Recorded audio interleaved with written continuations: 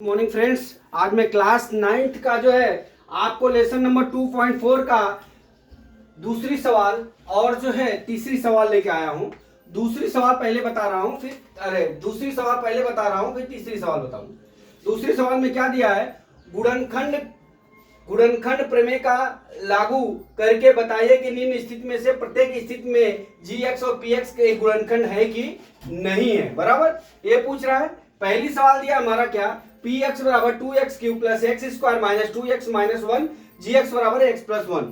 तो हम मान लेते हैं कि x प्लस 1 बराबर 0 हो गया। अब यहाँ x बराबर कितना हो गया, माइनस हो गया।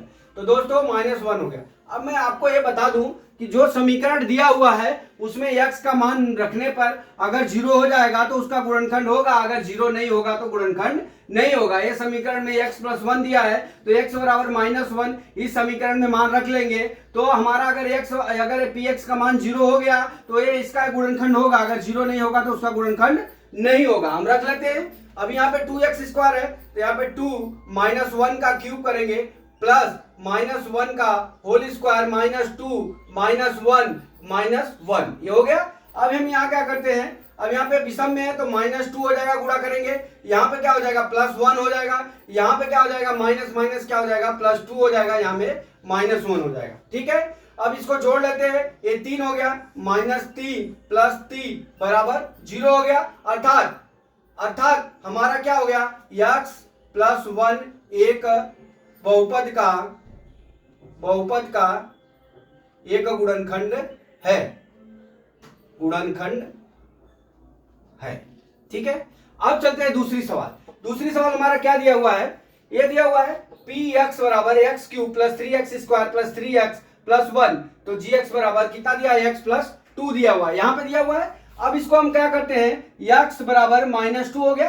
ठीक है, यहाँ पे रख लेंगे x बराबर माइनस 2 रख लेंगे। यहाँ पे रखिए माइनस 2 का होल क्यूब प्लस 3 माइनस 2 का whole square plus 3 minus 2 plus कितना हो गया, 1 हो गया। अब इस तरह हम क्या करेंगे, 2 दूना 4 दूना 8 माइनस 8 हो गया। अब यहाँ पे क्या करेंगे, 2 दूना 4 4 3 12 माइनस 12 हो जाएगा। ठीक है, माइनस 12 नहीं प्लस 12 हो जाएगा। 2 दूना 4 हो जाएगा, 4 गुणे 3 करेंगे तो चलो एक स्टेप बढ़ा देता हूं, 3। अब यहाँ पे वर्क कर लेंगे तो कितना हो जाएगा, प्लस प्लस हो जाएगा, माइनस प्लस कितना हो जाएगा, माइनस माइनस क्या हो जाएगा, प्लस हो जाएगा। फिर यहाँ पे कितना हो जाएगा, माइनस 6 हो जाएगा, यहाँ प्लस 1 हो जाएगा। अब यहाँ पे देख लीजिए माइनस 8 फिर क्या हो जाएगा, प्लस कितना हो जाएगा 12 माइनस 6 प्लस 1 हो गया। अब यहाँ पे देख लीजिए माइनस 8 माइनस 6 कितना हो गया, माइनस 8 6 14 कितना हो गया, माइनस 14 प्लस कितना हो जाएगा, 12 1 13 हो जाएगा, माइनस 1 हो गया। अर्थात ये 0 नहीं हुआ तो इसलिए बहुपद का x प्लस 2 एक गुणनखंड नहीं है, एक गुणनखंड नहीं है, यहां लिख लेंगे। अब चलते हैं, हमारा क्या है, तीसरा सवाल। अब इसको मैं मिटा देता हूं दोस्तों, आपको समझ में आ गया होगा। अब तीसरा सवाल चलते हैं।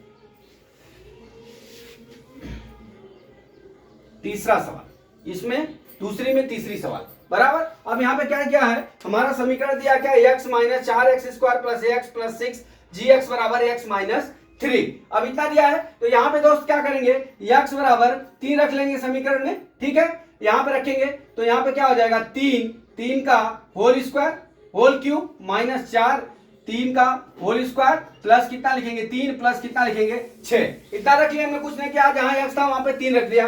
अब यहाँ पे क्या करेंगे, 3 त्रिका 9 तो कितना हो गया, 27 हो गया, माइनस 4 3 त्रिका 9 हो गया प्लस कितना हो गया 3 प्लस कितना हो गया 6 हो गया। अब यहाँ पे क्या करते हैं, बराबर 27 9 चौका 36 माइनस 36 प्लस 3 और 6 कितना हो गया 9 बराबर।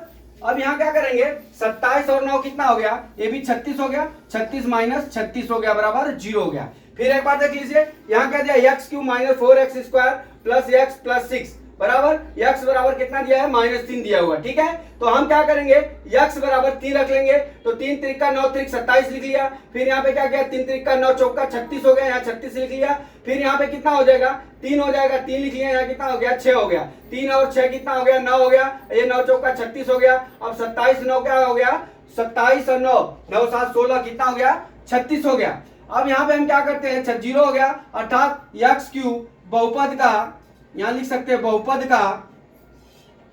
का x माइनस 3 एक गुणनखंड है, एक गुणनखंड है, बराबर। ठीक है, अब हम चलते हैं, राज देखते हो आंसर सही है। अब यहाँ पे एक चलते हैं, हम यहाँ पे चलते हैं अब दूसरी सवाल पे। क्या दिया है कि k का मान ज्ञात कीजिए कि निम्न स्थिति में से प्रत्येक स्थिति क्या है, x माइनस 1 px का एक गुणनखंड है। तो दोस्तों आपको k का मान ज्ञात करना। तो जैसे हमने ये दूसरी सवाल को हल किया वैसे 2.4 का हम जो है ये यहाँ पे करते क्या है, x बराबर 1 रख लेंगे तो k का मान ज्ञात हो जाएगा। तो दोस्तों मैं आशा करता हूं कि अभी इसको मैं मिटा देता हूं, अब इसको मिटा के मैं उस पर चलता हूं, पहली तीसरी सवाल पे। बराबर है राजेंद्र, बराबर, ये हो गया। अब हम चलते हैं दूसरी सवाल पे। चलिए अब यहाँ पे क्या दे दिया है कि हम x बराबर इतना दे दिया है। अब हम यहाँ पे मान लेते हैं, यहाँ पे x माइनस